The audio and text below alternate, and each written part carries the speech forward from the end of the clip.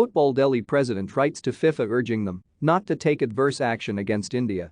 Football Delhi president Shaji Prabhakaran has written to the World Football Governing Body, FIFA, urging them to judge the matter relating to All India Football Federation (AIF) in its entirety before taking any action against the country. The Supreme Court on Wednesday appointed a three-member committee of administrators, COA, headed by former top court judge Arkansas Dave, to manage the AIF's affairs, which led to Praful Patel stepping down as the president of the national body.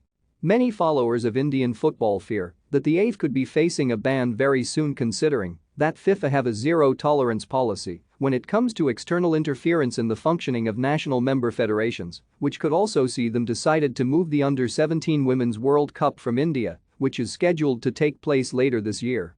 Prabhakaran, who former South Central Asia Development Officer of FIFA, wrote a letter to FIFA Secretary-General Fatma Samaura, requested the global body to send a high-power delegation to India to engage in a dialogue with all stakeholders of Indian football, including its member associations, the COA and the Sports Ministry.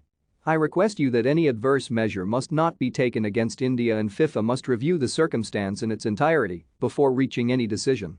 Kindly consider the below-mentioned reasons, he wrote in his letter, as quoted by NEWS 9. The Supreme Court has appointed a committee of administrators because of the executive committee functioning beyond their tenure.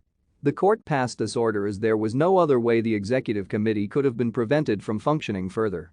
The Supreme Court could not announce the conduct of elections because the statutes of the AIF were under review since 2017. And the then AIF did not move things to fast-track the amendment of the statutes by approaching the ombudsman appointed by the Supreme Court in November 2017. It is a special case, and it was unavoidable, as it was against the spirit of good governance practices. This Supreme Court was thus left with no other option. Further, the FIFA U17 Women's World Cup is being hosted by India in October 2022, and any decision to move the tournament out of the country will have serious consequences on the tournament and the future of football in India. For FIFA, India is one of the priority strategic destinations for the further growth of global football and has invested substantially in the growth of the sport in the country, and any such decision would have an adverse impact on the country and the sport. In the past 2 years, the COVID situation has hit the country hard, and if football is further stopped, there will be a severe impact on domestic football, Prabhakaran concluded.